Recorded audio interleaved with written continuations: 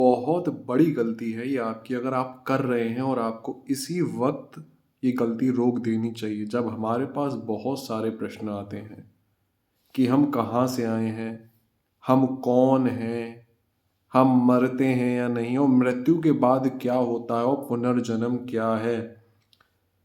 आप जो इस शरीर के द्वारा सुनने वाले वो कोई कही सुनी बात नहीं है। ऐसी बात कहना, हर एक चीज़ यहाँ कहना एक कर्म है।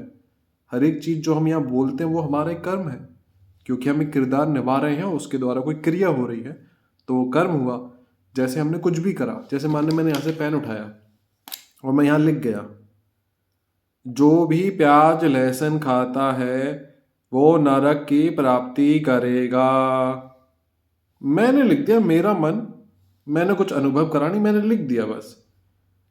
सपोज इसकी जगह आपको वेजिटेरियन खाना भी नहीं मिल रहा है और गलती से आपने प्याज लहसुन खा लिया।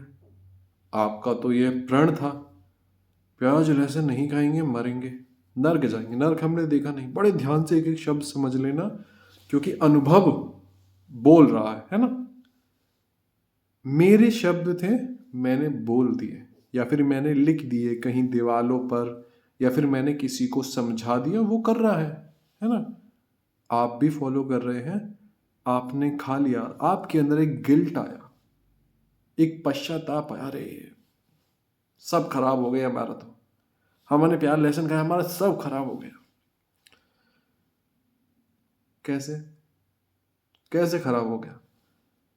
आपने यहाँ अपने आप को जाना नहीं और आपने कहा प्याज लहसुन खा के मैं परेशान, मैं सब कुछ खराब हो गया। आपने एक्सपीरियंस करा आप कौन है?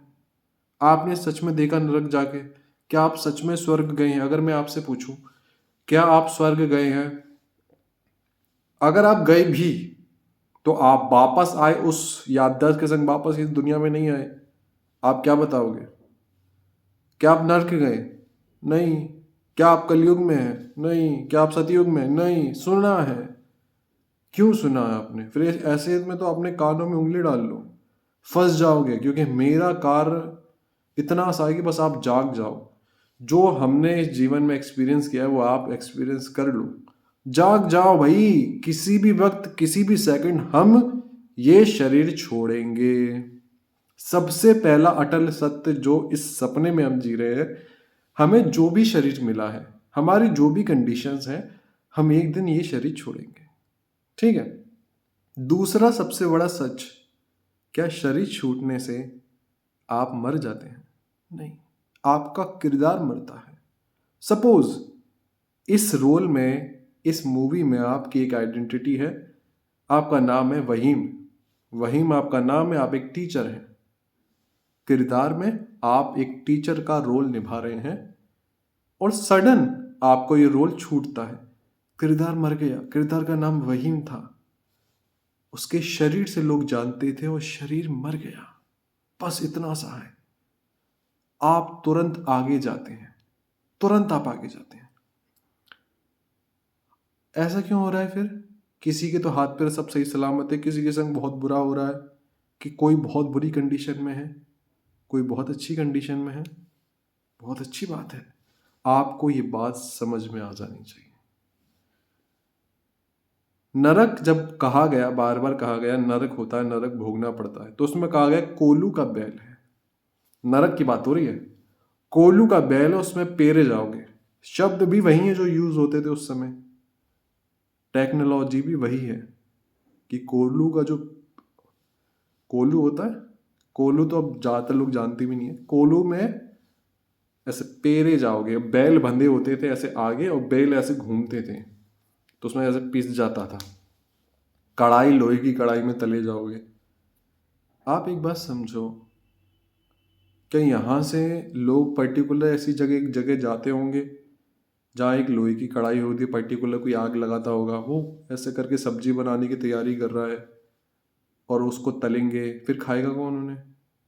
शरीर तो आपने यहीं छोड़ दिया, कौन तला जा रहा है वहाँ पर? पकौड़े तले जा रहे हैं कोलू में। अब तो टेक्नोलॉजी बहुत बढ़ गई है, अगर इस हिसाब से अगर देखा जाए तो बहुत सारी मशीनें आ गई हैं। भारत में भी बहुत सारी टेक्नोलॉजी बढ़ चुकी है, बहुत बुरी तरीके से हम टेक्नोलॉजी यूज कर सकते हैं। वही हमसे गया स्वर्ग है एक, वहां बहुत सुख शांति है। हर जगह अलग, हर किसी का अलग स्वर्ग नर्क है। आप थोड़ा देखो, हर किसी का अपना अपना स्वर्ग है, अपना अपना नर्क है। कैसे? एक ही तो होना चाहिए ना, हम सब इंसान हैं। ऐसा नहीं है। इसका सार समझते हैं। आप घूमते घूमते घूमते घूमते घूमते घूमते एक इंसान के शरीर में आए। इंसान के शरीर की क्या डिवाइस है ना, एक मोबाइल है, जैसे कि मान लो ये फ़ोन जिससे हम शूट कर रहे हैं, फिर हम कैमरे से शूट कर रहे हैं, एक डिवाइस है, उसकी अपनी एक कैपेबिलिटी है।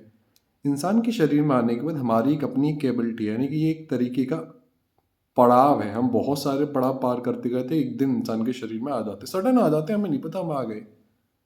अब यहाँ हम सोच समझ पा रहे हैं, अच्छा ये लैंग्वेज, इसमें कन्वर्सेशन कर रहे हैं, ऐसे बात होती है। हम भारत में रहकर भी थोड़े थोड़े किलोमीटर पर जब चेंज करते हैं, हमें एक दूसरे की भाषा समझ में नहीं आती, भाषा बदल गई है। ठीक उसी तरीके से जो चिड़िया हैं आपस में बात करती, कम्युनिकेट करती, मेरे अंडे मेरे बच्चे, तू दूर रहियो, ये घोंसला मैंने बनाया है ना। ऐसे ही सब मगरमच्छ आपस में बात करते हैं, पानी के अंदर इतने जीव जंतु हैं, हवा में उड़ते हैं, कुछ जमीन पर रहते हैं, सब आपस में बात कर, हम किसी की लैंग्वेज नहीं पढ़ पा रहे। हम कहते हैं अरे उसी भाषा में वो भगवान बात करता होगा। अच्छा, देखा है आपने? अगर नहीं देखा तो मत बोलो, क्योंकि आप खामा का कंफ्यूजन पैदा कर रहे हो, है ना। जब वो लोग कहते हैं कि वो एक ही भाषा बोलता हो, क्यों? और उसे भाषा नहीं आती, इतना वो है, तो फिर ऐसे ऐसे भगवान को हम क्यों पूजें? क्या फायदा? कोई फायदा नहीं है। जब बात आई कि ये सबकी बातें समझता है, हम अपने एक एक्सपीरियंस बताते हैं कि हम इस शरीर में हैं, इस शरीर से हम अलग हो सकते हैं। जब इस शरीर से अलग हुए तो हमें पता पड़ा शरीर तो मरता है, हम नहीं मर रहे हैं। शरीर एक कोने में पड़ा रह सकता है। एक पैरालाइज स्टेट होती है जिसमें हमारा माइंड काम करता है, ब्रेन काम करता है, ब्रेन बॉडी में है, हम इससे अलग हो जाते हैं। अनुभव हुआ कि पिछला आसपास देखा तो पता पड़ा कि इनका इस जगह दोबारा जन्म हुआ है। हमारा कोई रिलेटिव था तो वो मर गया, तो तब तक हमें ही लगता था सब बेकार की बात है, भाई मर गया तो मर गया, हमें लगता मरने के बाद सब कुछ खत्म हो जाता है। ऐसा नहीं था। तो जैसे उन्होंने अपना शरीर छोड़ा, हमने उनसे अंदर से प्रेयर करी, मतलब बताएंगे नहीं, पता पड़ा उनका जन्म हुआ दूसरा, एक और जगह उनका जन्म हो गया। तो मैंने कहा ये जो इतनी कठिनाई से पूरा जीवन जिया, जैसे तैसे करके पैसा कमाया, ईमानदारी से सब कुछ करा, इन्हें वापस वो सारी चीज़ें करनी है। वहाँ हमारी थोड़ी थोड़ी आंखें खुली वापस से कि भाई ये तो गलत बात है, वापस आए, वापस जाना है। तो ऐसा क्या करें कि ये जो जीवन है हमारा आखिरी जीवन हो जाए, हम वापस यहाँ पर ना आए। क्यों परेशानी झेलें बार बार आने की, है ना। तो इसके लिए आराध्य ने कहा, सपोज विश्वास करना, क्योंकि आप जानते तो हो नहीं, आप विश्वास करोगे। हम जानते हैं, हमें विश्वास नहीं, हमें पता है, हमें पता है, हम विश्वास नहीं करते, हमें पता है, हमने देखा है, हमने अनुभव किया है, हम जानते हैं। इसलिए आपको बोल रहे हैं, पूरे डंके की चोट पर मान लेने वाली बात है। आप जिस भी शरीर में हैं, क्या आप कपड़े बदल देंगे आप मुक्त हो जाएंगे? नहीं। आप चाहे नंगे घूमें, चाहे आप कुछ पहने या कुछ भी ना पहने, इससे आपकी मुक्ति का कोई मतलब नहीं है। आप बहुत लंबे बाल रखें, बालों को उड़ा दें, कोई मतलब नहीं है। आप क्या खाते हैं क्या नहीं खाते, उससे भी कोई मतलब नहीं है। ऐसे बहुत बड़े बड़े साधना के मार्ग है जहां पर लोग पानी भी नहीं पी रहे हैं और साधनाएं करते हैं। तो हम कैसे अलग हो रहे हैं? ये आराध्य ने बताया। हम अलग होते हैं अहंकार हटाने से। हमें पता पड़ गया है कि हमारे करने से कुछ नहीं हो रहा है, ये सब कुछ किसी ने तो बनाया है, ये मैंने नहीं बनाया ये शरीर।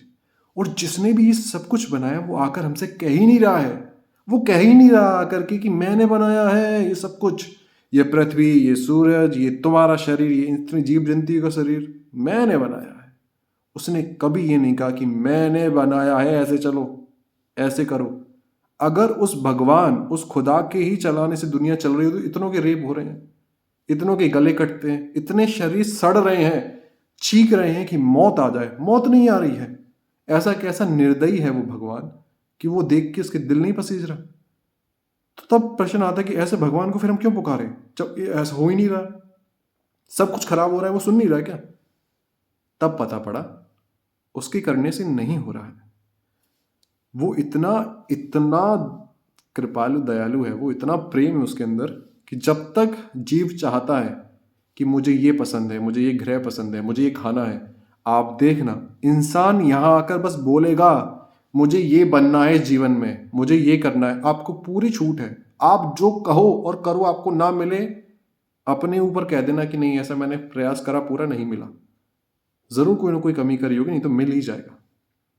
वो तब आता है जब आप निर्बल हो जाते हो। निर्बल हो गए, वो आखिरी सेकंड जो अनुभव है कि जब शरीर छूट रहा था तो तब पता पड़ा कि ये पूरा जीवन खराब गया, सब कुछ किया, अब मैं अकेले जा रहा हूं। आपकी आंखें खुल जानी चाहिए इस बात से, अब मैं अकेले जा रहा हूं। आप अब मेरे संग तो कोई नहीं जा रहा।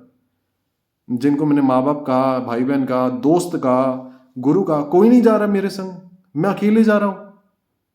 तब आंखें खुलती हैं कि अकेले तो जाना पड़ेगा। जब अकेले जाना ही है तो कौन आपकी गर्लफ्रेंड, कौन आपकी वाइफ, कौन आपके बच्चे। आप अकेले आए थे और थोड़ा समय जो आपको लगा बहुत बड़ा समय, थोड़ा सा पल भर में इतनी जिंदगी निकल गई, आगे की भी कट जाएगी। तो जब हमें लगा अकेले जा रहे हैं, हम कहाँ जा रहे हैं, हम क्या वापस जन्म के लिए जा रहे हैं। जब वो पीड़ा अंदर से हुई तो उसने एक नाम लिया, हे तो सुन रहा है तो देखिए क्या हो रहा है।